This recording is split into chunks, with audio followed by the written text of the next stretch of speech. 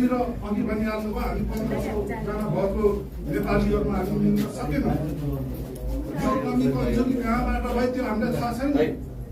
हामीले धेरै पर्खेका थियौँ, हामीलाई पनि निमन्त्रणा हुन्छ होला भनेर, तर हामीलाई व्यवस्था भएपछि हामीले बाध्य भएर यो कार्यक्रम राखेका छौँ। मैले थोरै कुरा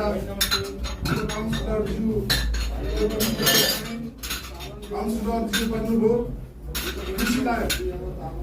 तर काउन्सिलरज्यू तपाईँ 2-4 जनाको मात्रै होइन, 2-4 जनाको समूहको मात्रै होइन, समस्त सिसिएल्समा कार्यरत नेपालीहरूको काउन्सिलर बन्नुहोस्।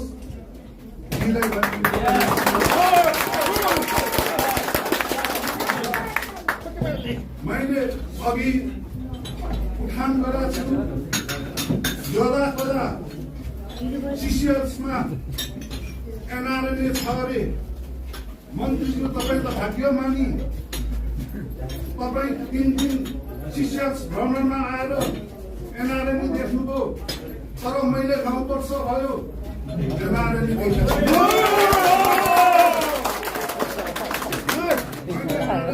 छैन।